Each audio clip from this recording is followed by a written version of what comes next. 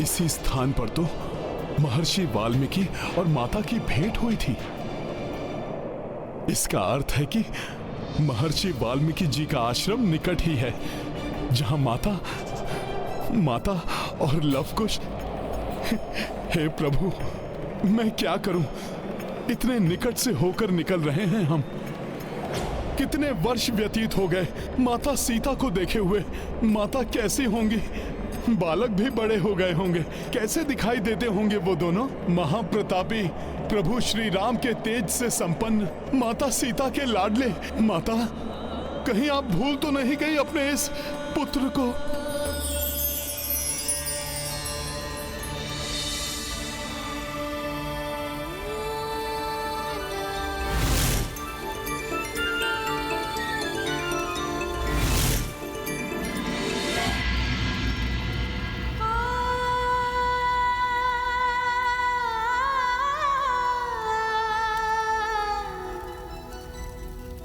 ये क्या कर दिया मैंने?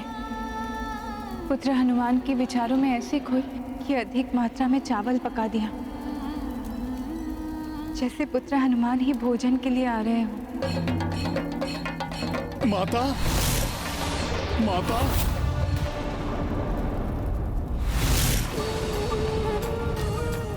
पुत्र हनुमान, तुमने पुकारा मुझे? नहीं, भ्रम है ये मेरा। मेरे आदेश से विवश है हनुमान। यहाँ आना भी चाहेंगे तो नहीं आ पाएंगे।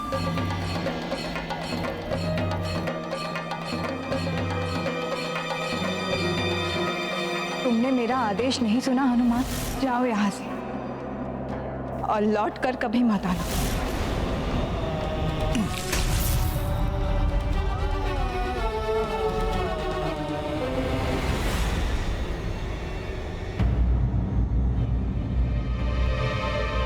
यदि इस मार्ग से गया तो कदाचित माता सीता एवं लव कुश मेरे सामने पड़ जाएं, या फिर मुझे दूर से ही माता दिख जाएं।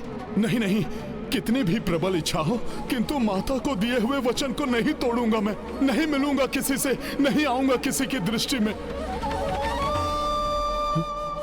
क्या हुआ? आप रुक क्यों गए?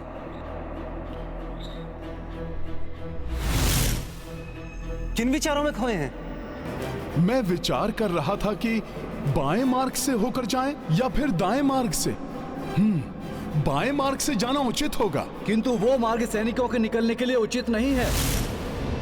यात्रा के आरंभ के पूर्व ही हमने मार्ग के बारे में सारी जानकारी प्राप्त कर ली थी। सेनापति जी, ये मार्ग उचित है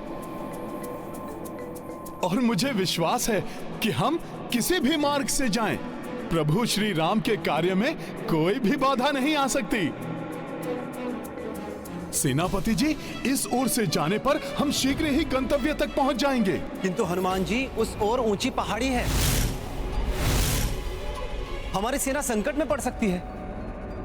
शत्रुघ्न भैया, मैं हूं ना सेना की सुरक्षा के लिए। किंतु हम इस ओर से गए तो हमारा सामना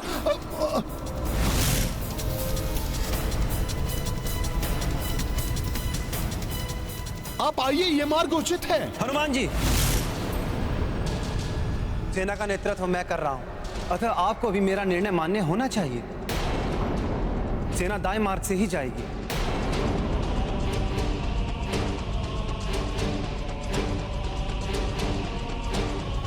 चलिए।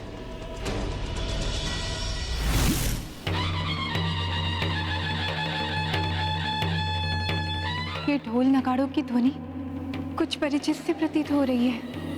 ये क्या हो रहा है आज? पहले तो पुत्र हनुमान का चिर परिचित स्वर सुनाई दिया, और अब ये ढोल नगाड़े जैसे अयोध्या के सैन्य दस्ते के ढोल हों। ये सत्य है या कल्पना?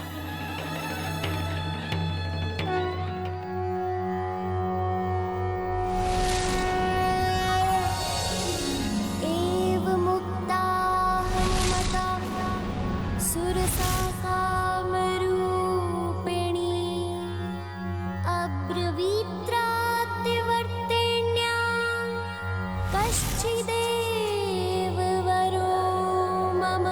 ज्ञात नहीं अब क्या होगा।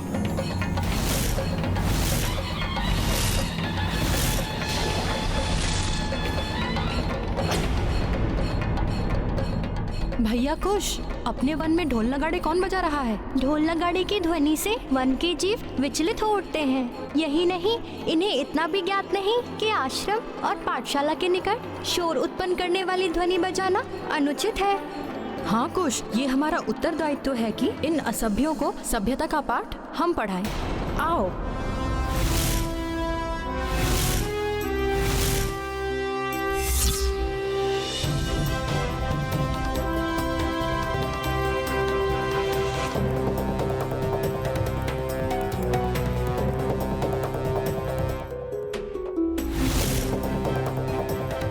ये दोनों क्यों जा रहे? आश्रम अब निकट ही है। माता सीता और दोनों बालकों को कोई देख न ले। उन बालकों को तो आभास भी नहीं होगा कि उनका सामना किनसे होने वाला है।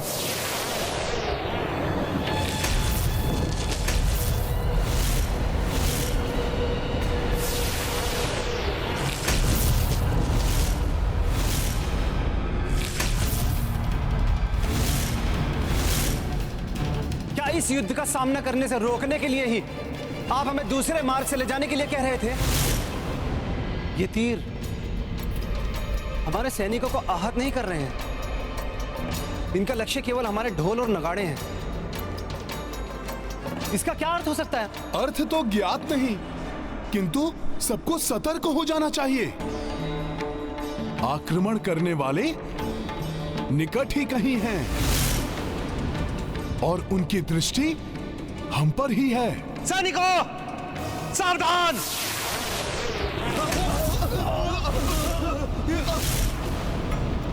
आक्रमणकारियों, छिपकर आक्रमण करना विरोचित नहीं है। साहस है तो सामने आकर वार करो।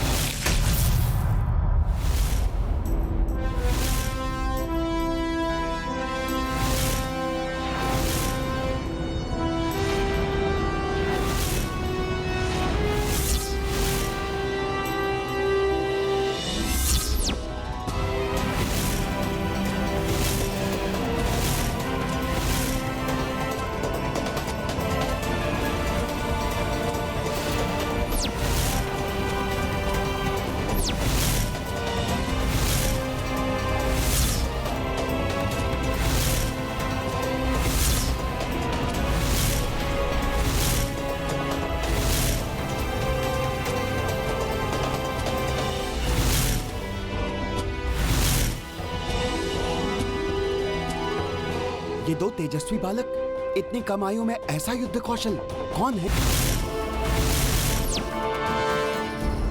प्रतीत हो रहा है ये लवकुश ही हैं। भैया, इनके वस्त्र, रथ और ध्वज बता रहे हैं कि ये किसी बड़े राज्य की सेना है।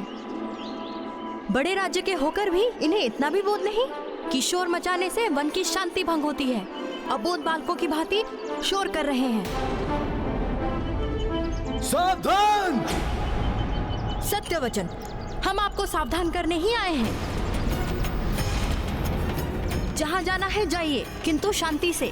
तीव्र ध्वनियों से वन की शांति न भंग करे। वन्य प्राणी इससे विचलित हो उठते हैं। इसलिए बिना ध्वनि उत्पन्न किए हुए जाइए यहाँ से, अन्यथा। ये लवकुश ही हैं। ऐसा तेज, ऐसी दृढ़ता रघुवंशियों में ही हो सकती है। इनकी छवि प्रभु श्री राम एवं माता के सम्मिलित रूप की झलक ये लवकुश ही हैं। बालको,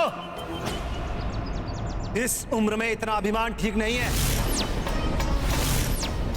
तुम दोनों सेना के महत्वपूर्ण अभियान में बाधा उत्पन्न कर रहे हो। हम कोई बाधा नहीं पहुंचा रहे हैं। शांति से निकल जाइए, बिना ध्वनि उत्पन्न किए हुए। हमें कोई आपत्ति नहीं होगी, अन्यथा हम आगे नहीं जाने देंगे। बालक, तुम बहुत हठी हो। मुझे तुम्हें मार्ग से हटाना होगा। तो हम भी विवश हैं।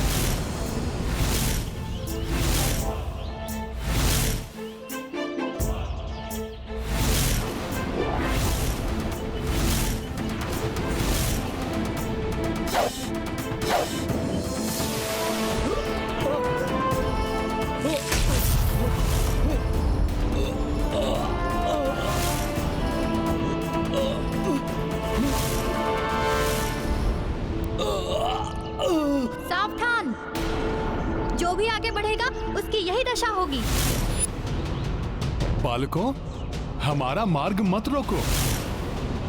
हमें बहुत ही विशेष कार्य हेतु इस ओर से निकलना है। हमारी बात मान लीजिए, निकल जाइए यहाँ से, अन्यथा हम किसी को डग भर भी आगे नहीं जाने देंगे।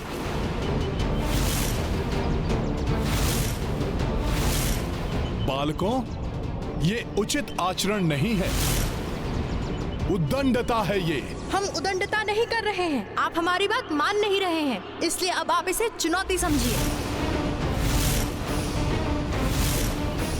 ये उद्दंडी अमर्यादित बालक मर्यादा पुरुषोत्तम श्री राम के पुत्र लवकुश हो ही नहीं सकते। इन्हें राम काज में बाधा नहीं बनने दूंगा मैं।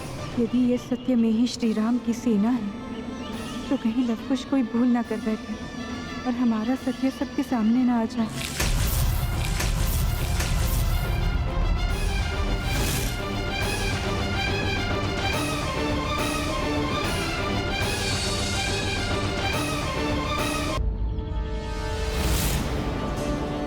लवणासुर के संहार के लिए हमें विलंब तो हो ही रहा। अब ये दो बालक जो हमारा मार्ग रोके खड़े हैं, कौन है ये दोनों? ये उद्दंडी लवकुश हो ही नहीं सकते, सर्वथा अनुचित है इन बालकों का प्रभु श्री राम की सेना को रोकना। जो हमने कहा वो करिए, अन्यथा आपकी भी वही दशा होगी जो आपकी सेनापति कालजीत की हुई।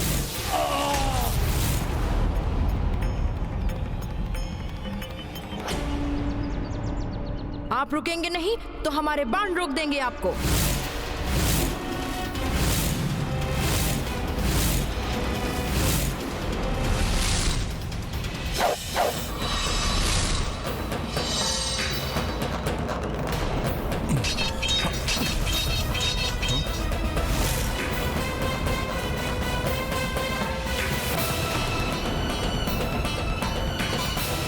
इन बालकों का इतना तो साहस!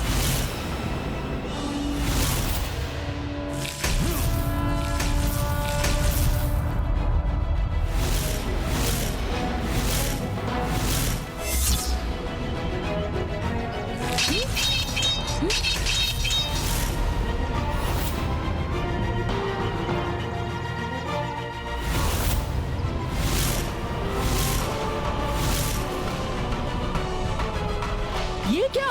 इन्होंने तो हमारे बाण को ही उल्टा कर दिया। उनसे हमें ही घेर लिया।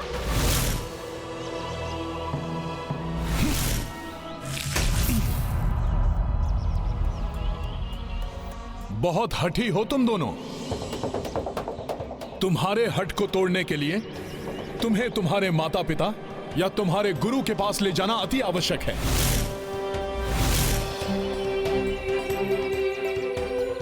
रुक जाइए। मुझे ज्ञात हो गया है ये बालक कौन है और हमें इनके साथ क्या करना चाहिए।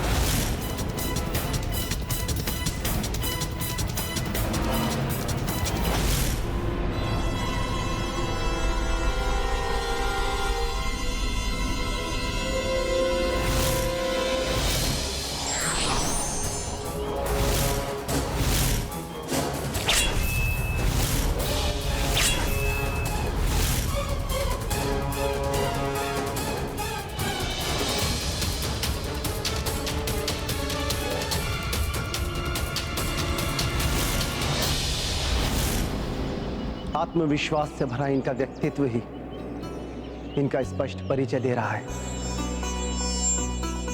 पूर्ण विश्वास है कि ये दोनों एक महान ऋषि के पराक्रमी शिष्य हैं। ये उचित ही कह रहे हैं। हमारे द्वारा उत्पन्न की जाने वाली ध्वनि कदाचित इनकी शिक्षा और इस वन में रहने वाले ऋषि मुनियों की योग साधना में बाधक बन रही होगी। कहीं मेरा अनुमान सही तो नहीं? कहीं ये दोनों बालक लवकुश तो नहीं? आप समझदार हैं, उचित समझे आप। अब यदि आप जानना चाहते हैं कि हम किसके शिष्य हैं, तो सुनिए।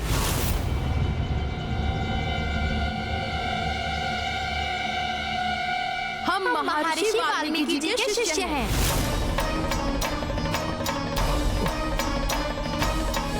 अर्थात मेरा अनुमान सही था।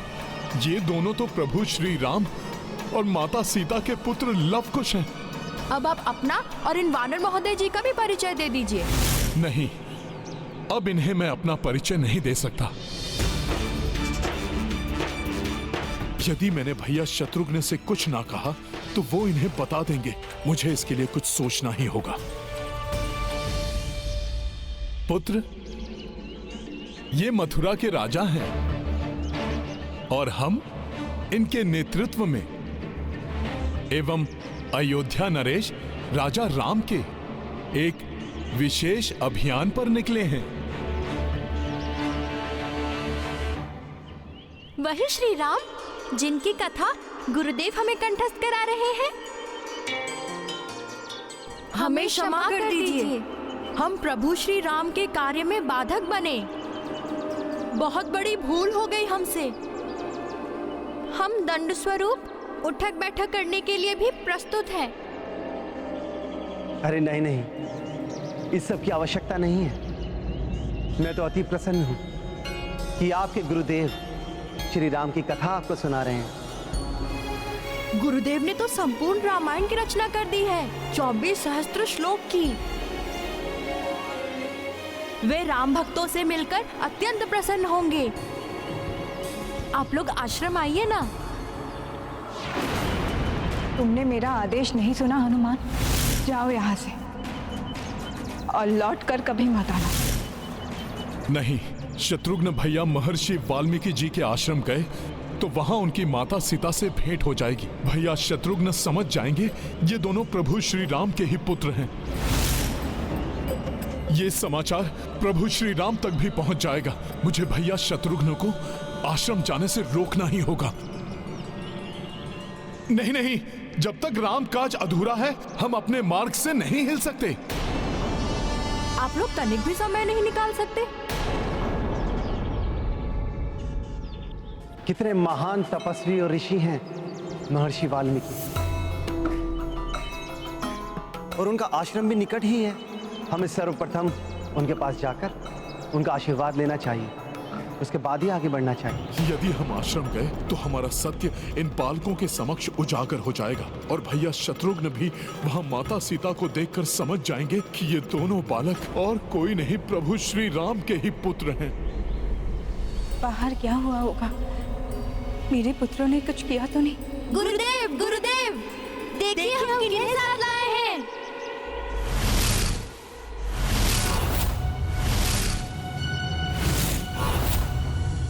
भैया शत्रुघ्न,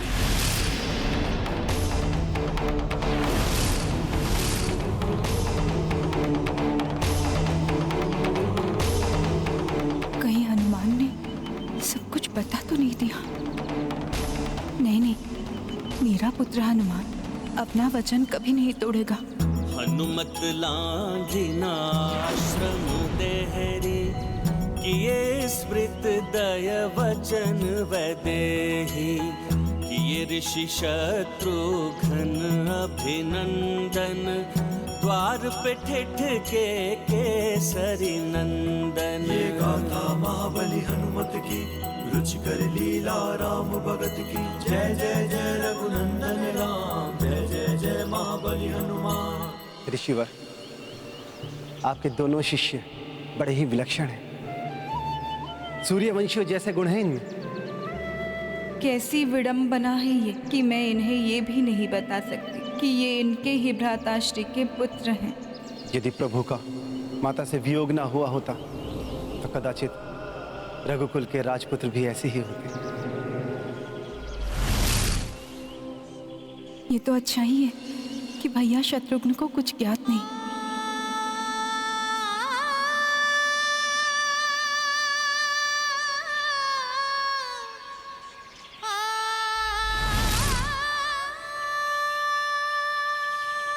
ये गाथा महाबली हनुमत की, रुचि कर लीला राम भगत की। जय जय जय रघुनंदन राम, जय जय जय